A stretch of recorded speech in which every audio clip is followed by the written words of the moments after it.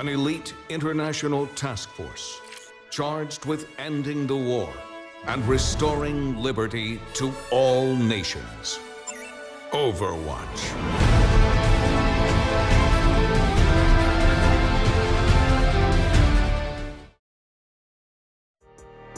Is Overwatch a good game? The short answer is no. The longer answer, let's talk about it. Overwatch was a game that came out in 2016.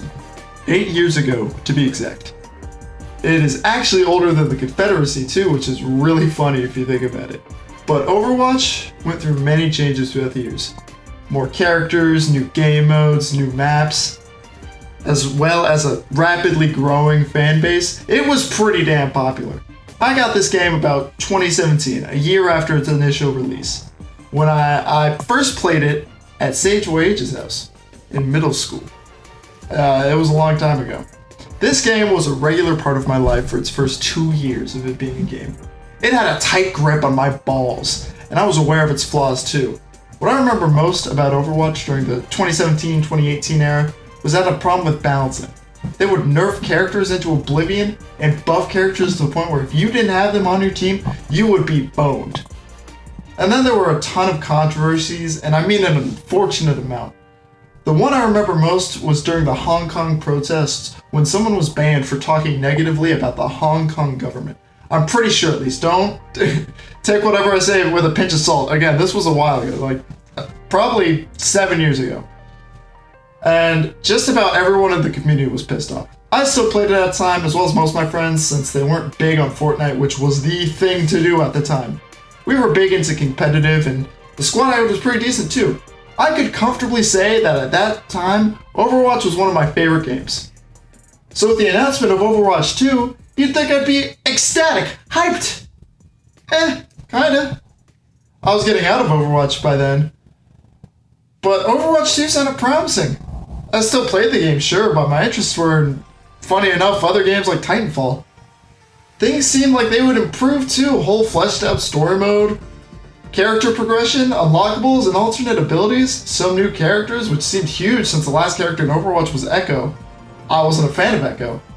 And you'd be able to bring your stuff from Overwatch 1 to Overwatch 2. Things were looking fine, everything was great until it wasn't. Unfortunately, things took a downward spiral fast, and I mean fast. I won't go over the controversies in order. You can look them up in exact order if you want. I'm too lazy. I'd rather just talk about what they did during development. The first thing that rubbed people the wrong way was the announcement of the Battle Pass, which was alarming coming from a game with a loot box system. That was the means to unlock everything. I was dumbfounded.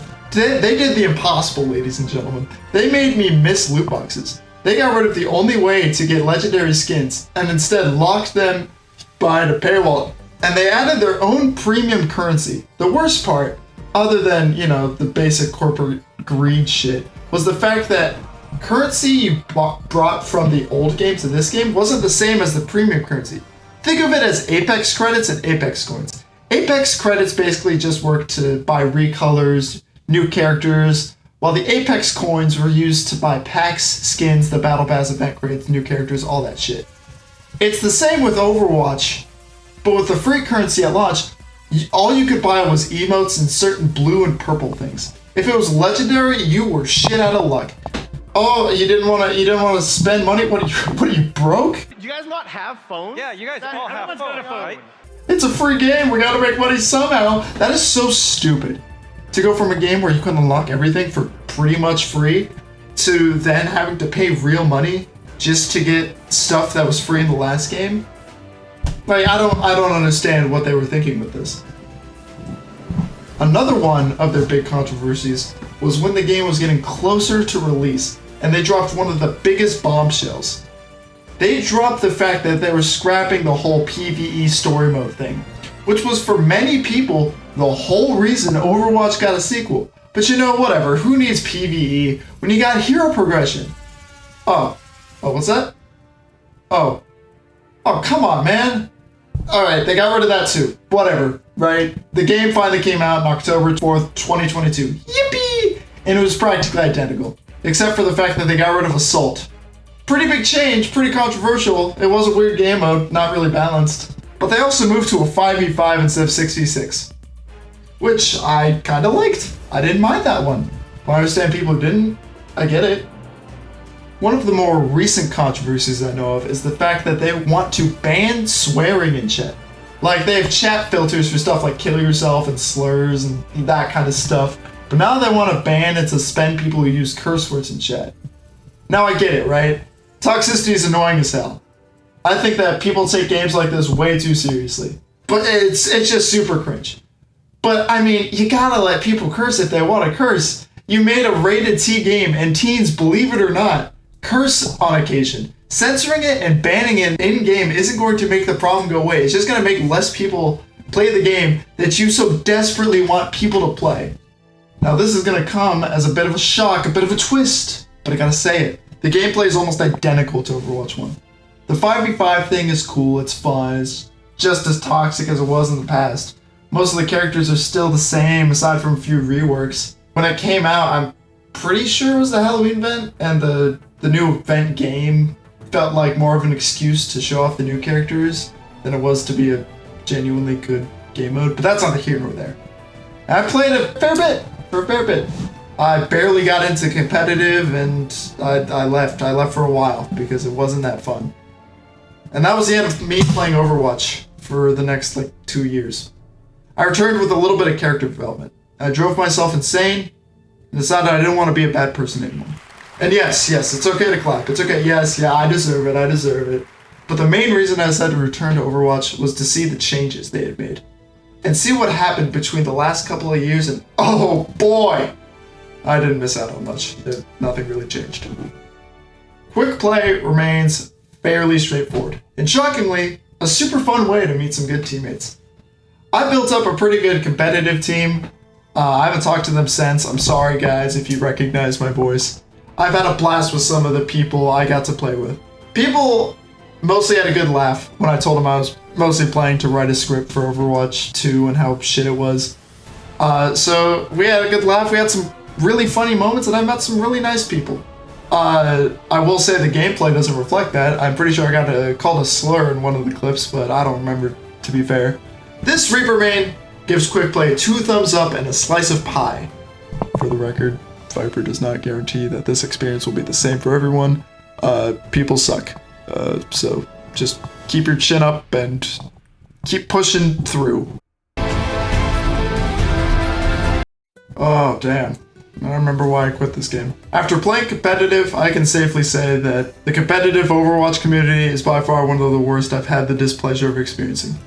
Quick Play was elementary school, full of whimsy and happiness, making friends with everyone, and even if you lose a bit, it isn't too bad. This shit was like a part of a reality TV show where everyone hated everyone. I had people being toxic to me while the team was winning. What the hell? Oh, and for the record, I played all of my placement matches and I got plat 4. So I don't know what the stereotype is for each ranked placement, but god damn it, I didn't have a lick of fun. I met maybe 2 cool people of God knows how many games. People who were picking Widowmaker and Hanzo and were getting pissed when we were losing. Meanwhile, they had 5,000 damage and shit-talking the whole rest of the team like they were pulling any sort of weight. And the simps, oh my god, the fucking simps. They were healers who would only heal one person on the team because they just so happened to be a girl. Agony, fucking agony. I knew going in I wouldn't have that much fun with competitive, but I wasn't expecting all this torment, all this this pure unfiltered rage. This is what hell is. If you are good at competitive, genuinely give yourself a round of applause, especially if you're not toxic, because I don't know how anyone can get through a competitive game without ripping all their hair out and going bald by the age of 30. This is just bananas.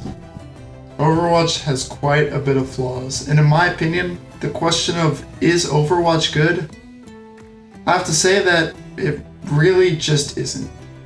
It doesn't deserve all the praise after all the broken promises, all the reworks, and all the big controversies that keep happening.